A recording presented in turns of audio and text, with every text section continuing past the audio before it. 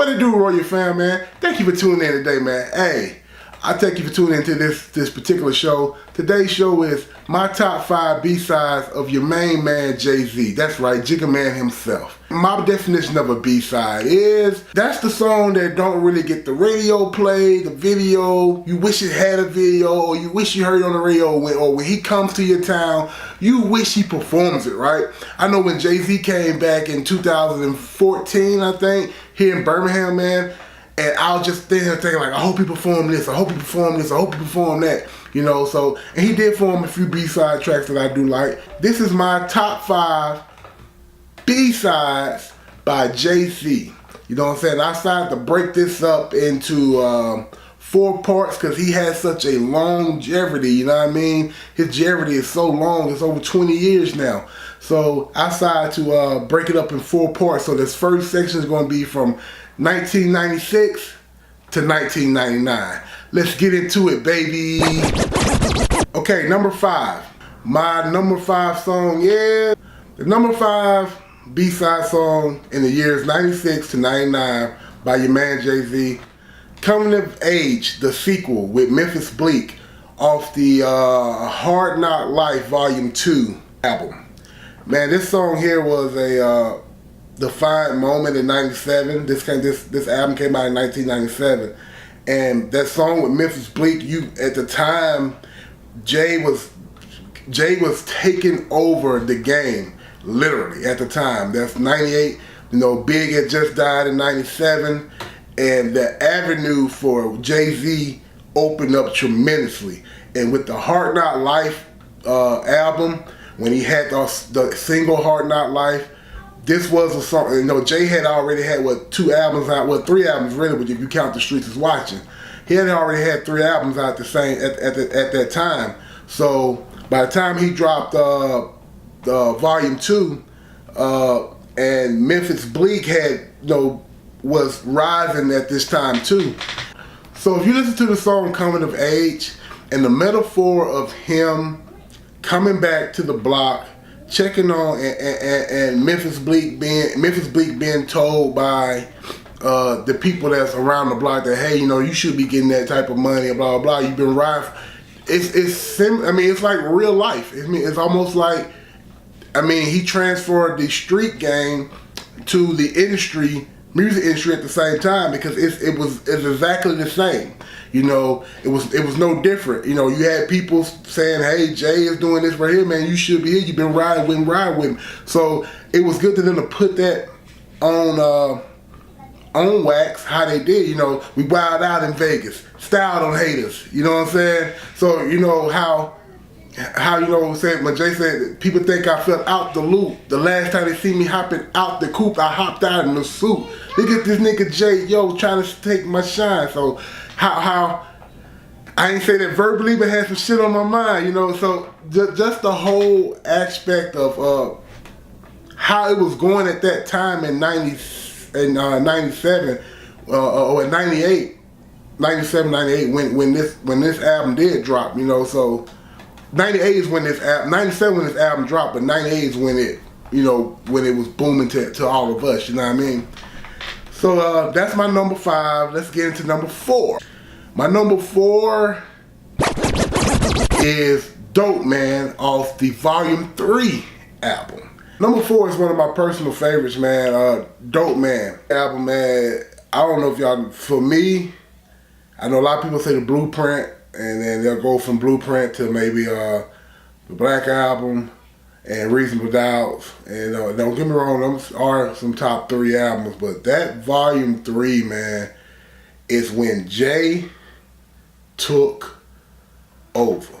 99 going into 2000, Jay had the game on lock.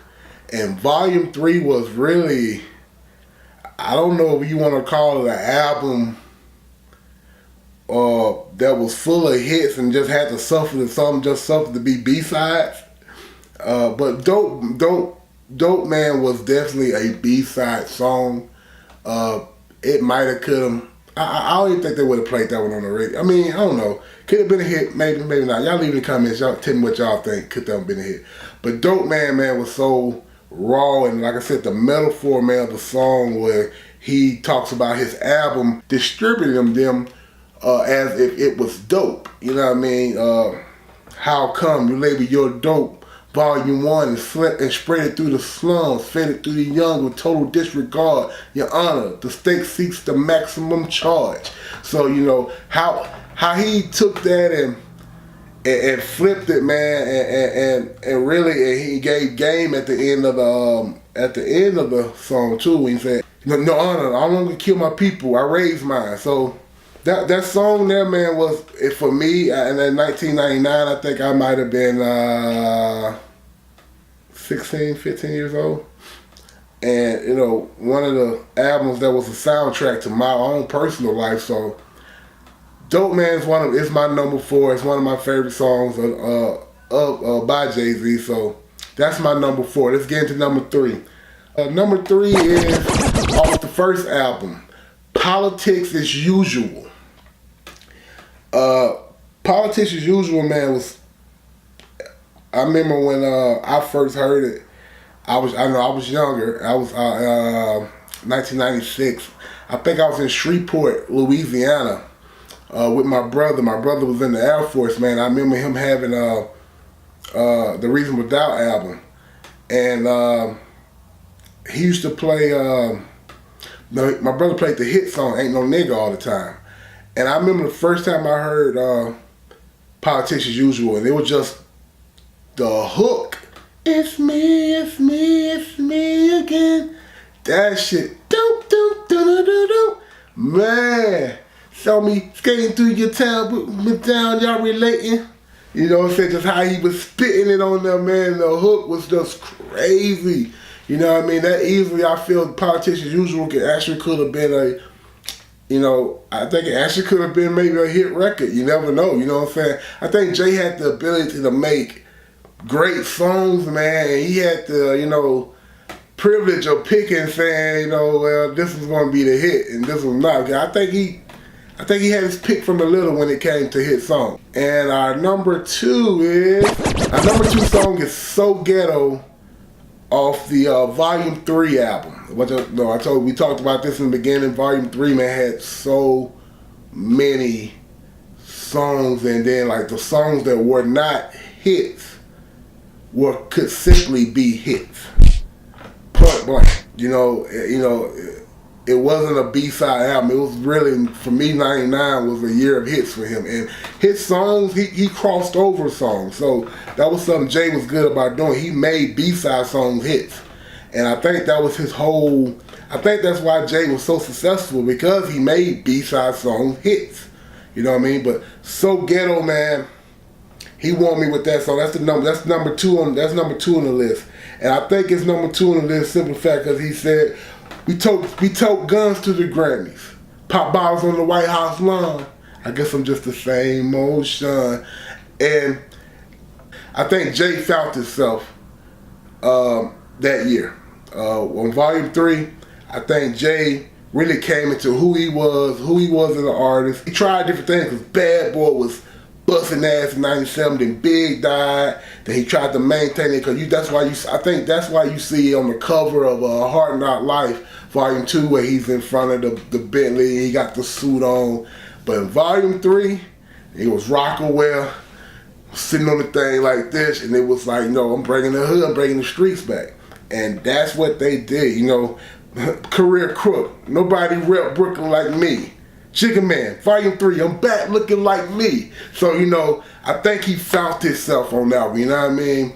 I really do think he found himself on Volume 3, man. I think that's why that album don't get a lot of credit, but to me, that was the turning point of his career before, because you gotta think, the next album after that was The Dynasty, and then The Blueprint.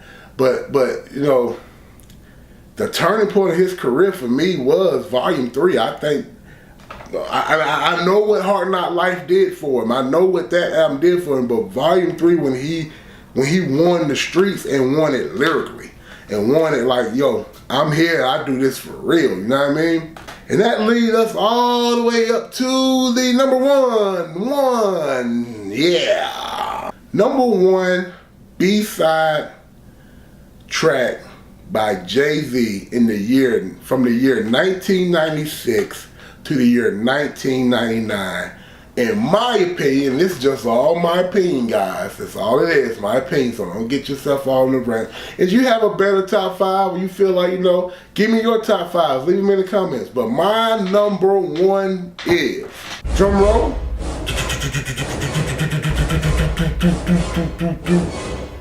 Streets is Watching.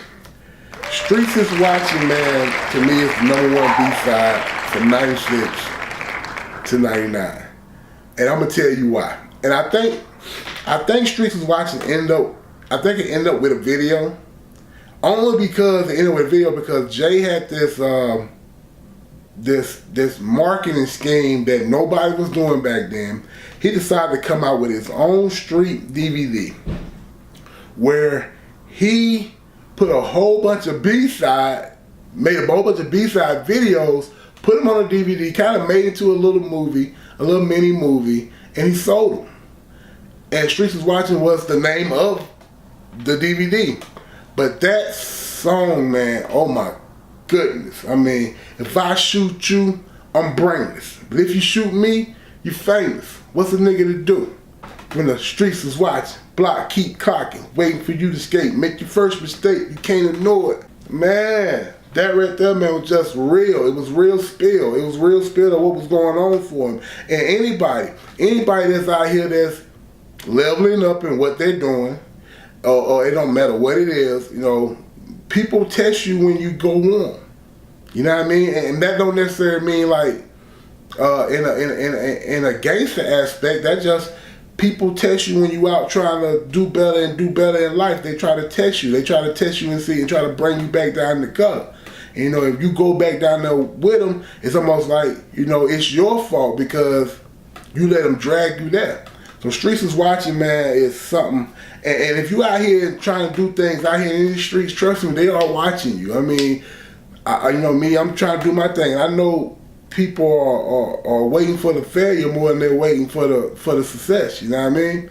So you gotta get out and get it. And I thank Jay, for that song. It's one of my favorite songs to put on when I'm finna get ready to do my grinding, man. When I'm getting ready to do my editing, I throw this track on, man, because I know they're looking at me. I know they're looking at me and waiting for me to break.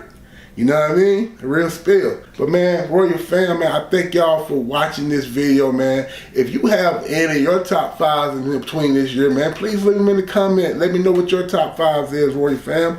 Let me know what your favorite Jay-Z song from 96 to 99 is coming. Appreciate y'all stopping by. Appreciate y'all rocking with me. Until next time, we're going to do a part 2. And if y'all like this type of video, man, leave it down in the comment. Let me know. Hit the like button.